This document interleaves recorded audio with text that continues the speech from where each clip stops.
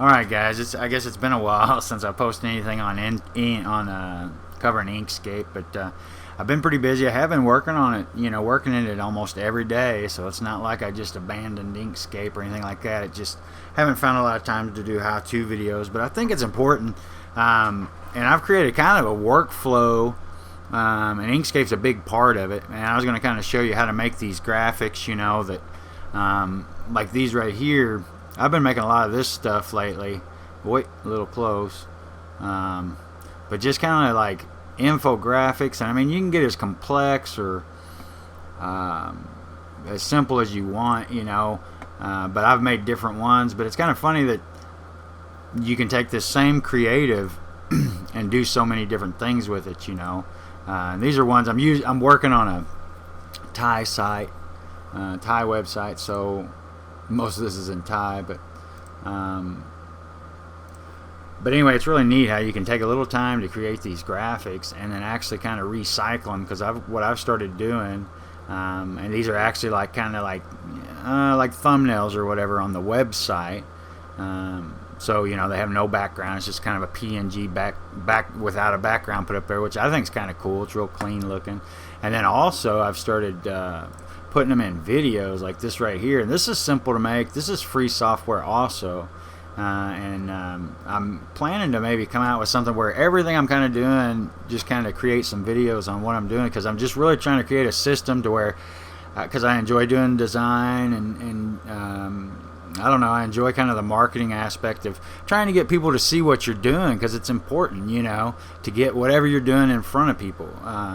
So it's kind of like, I like the idea of trying to get stuff in front of people, and they actually enjoy it being in front of them and stuff. But anyway, like these videos, I make this in Kdenlive, and it's not, it's nothing extravagant, but at the same time, it's pretty cool considering I'm still, again, I'm still reusing these graphics.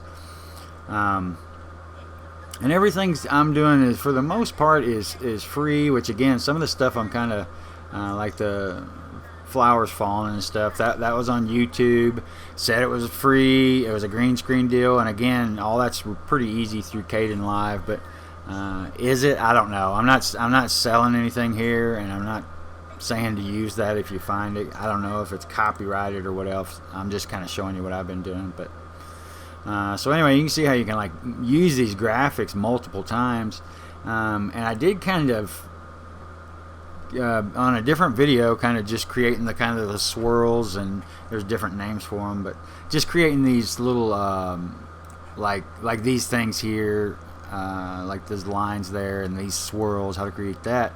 But now to create these, and by the way, I've noticed I like the black and white. Like I've got one here somewhere. Oh, I think I closed. No, there it is. Anyway, this is on a chalkboard, and I like that. Of course, I could have made that fuzzy, where it looked more like chalk, but I liked it. But I never did anything with that actual graphic. But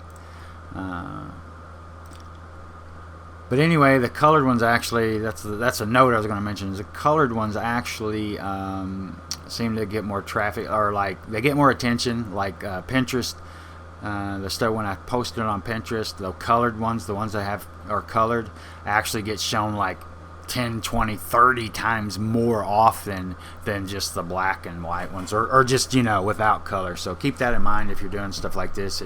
At least in my case, my numbers are a huge difference between the ones that I've colored like this and the ones that are black and white like this. These get way less hits, and this actually does really good. This exact one does real good on Facebook, but not on Pinterest.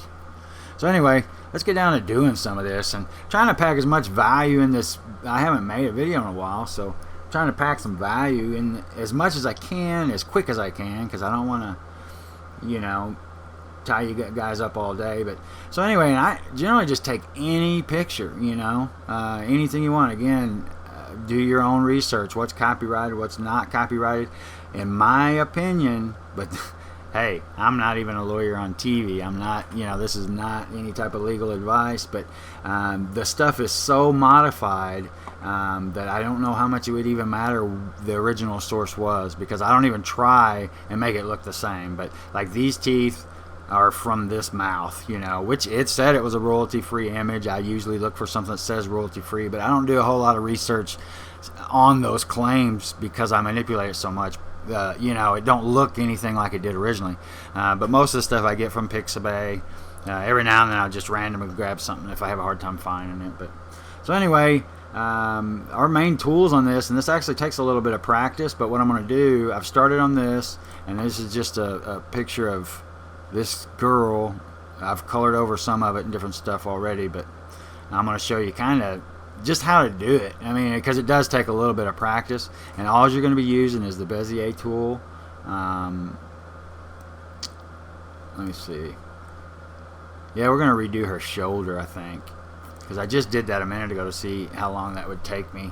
Let me get situated here. Mic's in my way. But there's nothing I dislike more than someone making a video with, you know, that's really on an interesting topic and you can't hear what they're saying. Oh, it drives me nuts. So, you know, I always make sure you can hear me. But anyway, and how you're going to set this up to draw, okay, so like, and it does take a little bit of practice, but like, so you click it once and then you're drawing a line. But now if you click, like, okay, so click, what did I just, oh, I'm leaning on it. So click and you draw a line like that. Okay, so we'll hit enter, we've got a line. But now if I click and then click again, now hold it, don't, you just click but you stay held on the click, and then when you pull it, it's going to manipulate that shape. Now this is what'll take practice. This little thing here is what, because it's awkward, or for me anyway, it was awkward as heck, and for a long time I didn't even mess with it because it was just kind of too much of a pain in the butt.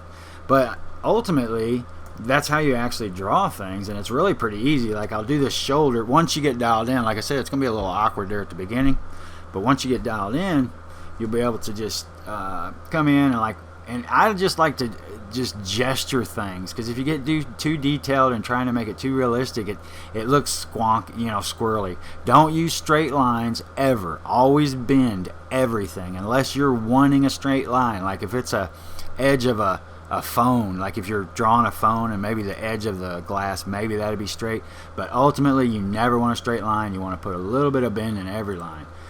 So anyway, like we can see her shirt right there, so what I'm going to do is I'm going to grab it right there at the top and just bend that for her shoulder. And again, I've done the same thing like I'd mentioned. You know, I hit there, I click down here, and then when I click down here, I held it.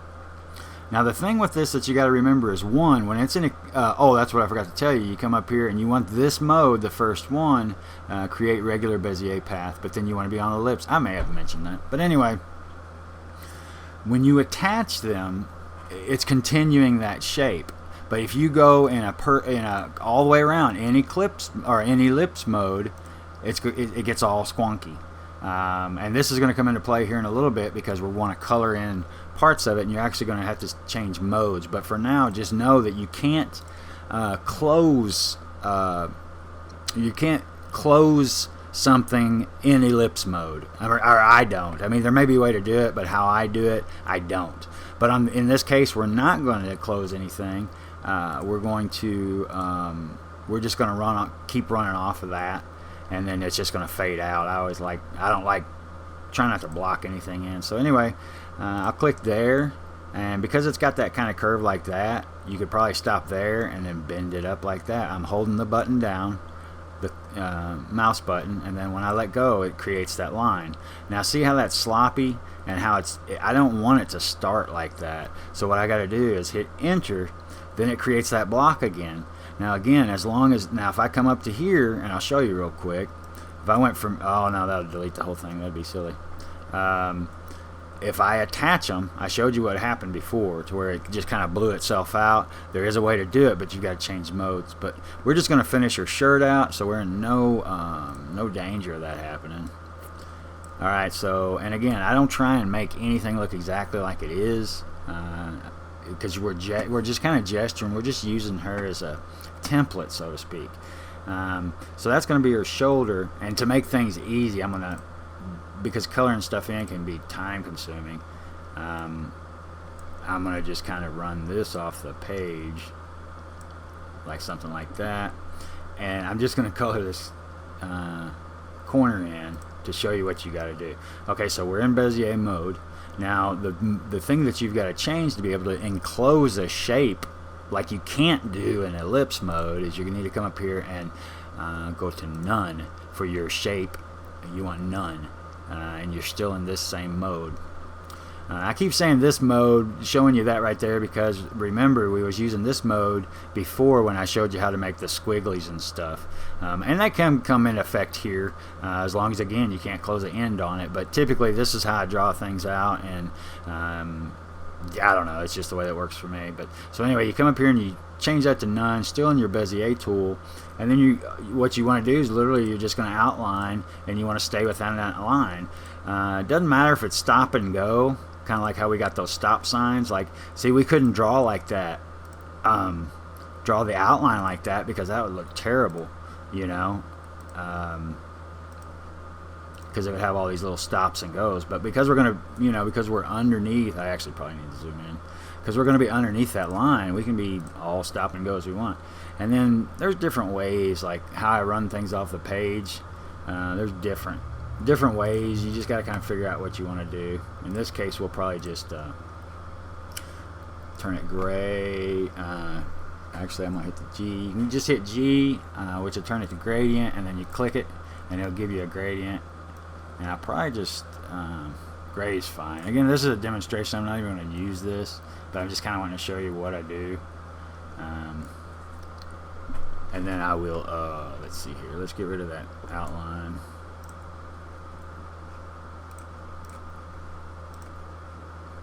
And let's bring the gradient back. That was silly. Maybe that disappeared. And we just should be able to just bring that arg. Bring that up. And then kind of just make her shoulder disappear, hopefully.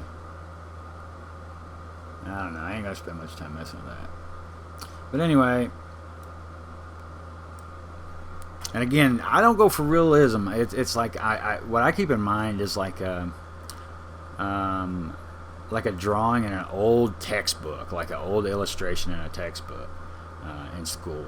And then what we'll do to make, because see, here's how your lines get cleaned up. We'll go ahead and drop that down, and then now we've got the outline that we created earlier and the colors underneath. And you know, again, I used a gradient, but wherever you're at, like her color, like her face, it's colored. And as you can see, like I can, well, there's her face up there. And actually this is a good time to show you too, to where like I'm working off of this photo and just kind of tracing stuff from the photo like I showed you on the shoulder. And now see that like her forehead here, that's actually the one that I drew. And what I did is you can actually, like, we'll come in here, and right now it's buried back behind there. Here, let me click this. See, there's the face, and then this is the photo. You see what I'm saying? The photo is sitting on top of the, you know what I mean, of the face. So the face is sitting behind. But what you can do, like right now, I've got the face selected, the one I drew, and then you hit D, and that's for dropper.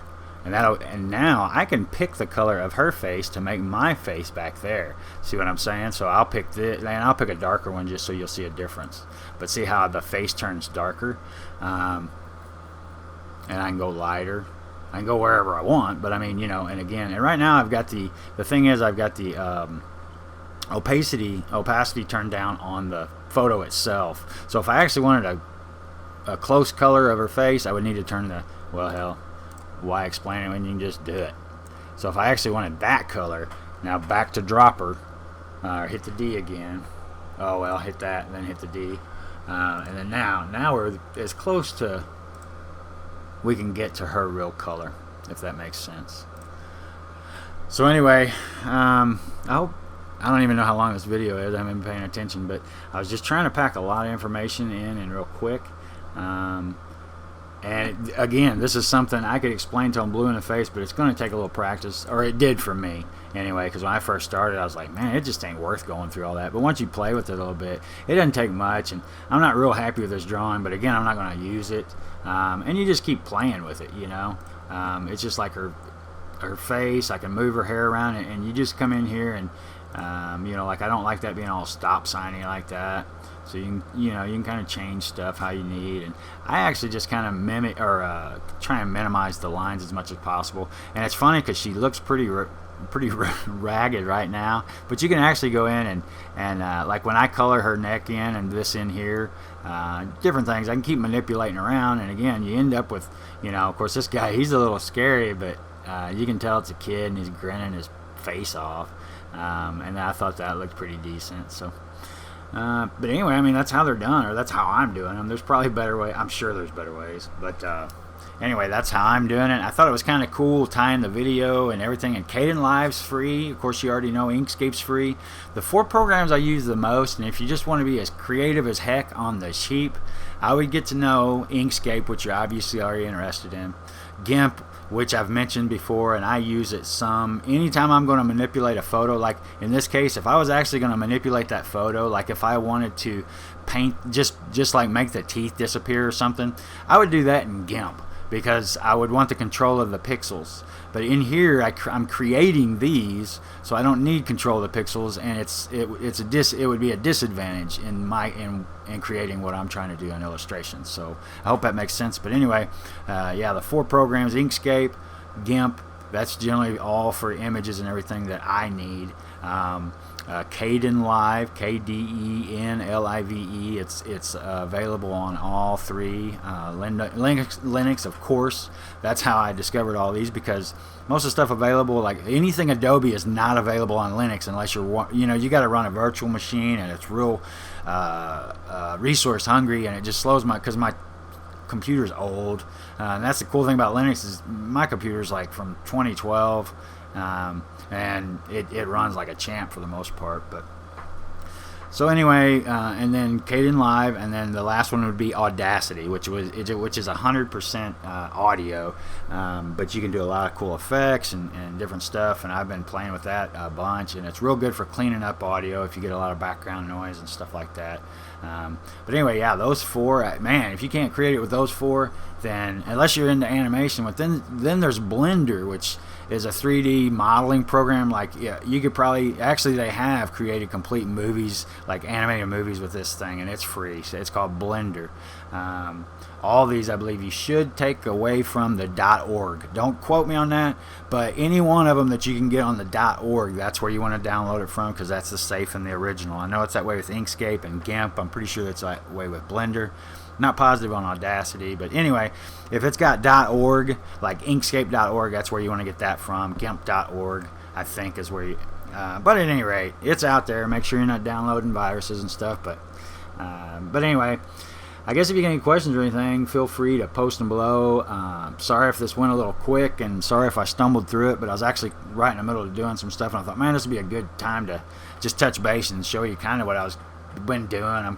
I'm wanting to just kind of, like I said, just kind of streamline the process and be able to share that, and then you can kind of do your own deal. I mean, and I'm talking from kind of like the keyword research to find how to write the article, and then create the template for the article. And then, because what I'm doing, like with these graphics, I'm actually putting them on Pinterest, but these graphics are tied to the articles, like it'll be, the article may be 10 ways to lose weight or whatever. I should have had these pulled up. Like this one here, for example. This is like ways to make money from hobbies, and this is like online, like design and web and stuff like that, I believe. And then this is like handcrafts and stuff like that. And then this is creative writing, article writing, stuff like that, I believe is what it is. But the article has like 10 tips. And then that's how I post this on Pinterest, and then I also posted other places like Facebook. And then if I run an ad to it, it'll say, here's 3 of our top 10 favorite tips for blah blah blah, and click through for more, and then that's how you'll get them to run to your website. So you're giving them a little value here, and stuff like this will get shared, because there is some value here, because we're not saying 3 of 10. I mean, it's the way it's worded and stuff. I mean, this is a piece of good advice on its own, but then within, if they're curious enough, it's like, well, hey man, there's 7 or 8 more tips out there, let's go take a look. So that's kind of what I've going for. But anyway, I'm just trying to create a whole, like, little, they call them funnels, but I mean, I'm just trying to create the whole thing that's real easily teachable and easy to do, and able to do it on the cheap, because everything I use, like I said, everything's open source. And I love it. I enjoy the workflow that I've created. Just a lot of fine tuning to do, but I'll share it with you guys as I go forward, and you know, again, hopefully you learn from me, and maybe you got some stuff going on that would give me some ideas. That would be awesome too. But anyway, guys, I hope this was helpful, and I'll try and post more often. But again, I mean, I'm so busy. I really stay busy designing. I work full time too at a job, and then I mean, I literally for the past month and a half between work and working online, I've probably been working, I don't know, 16 hours a day. So I mean, but it is important to share this stuff, because I mean, I just think it's cool. I think you would enjoy doing it, just because, you know, it's kind of a pain in the butt at first to get used to the tool, but then it's like eventually you can kind of create whatever you want with it, you know. I mean, I think these, you know, I'm not going to win any, you know, art awards, but I mean, these are marketable graphics, you know. I think they look fine. I'm proud to put my name on them. So I'll get better as time goes on, but again, I really don't want to get better right now, because I want to get better now at kind of video editing, because I've been playing with that more.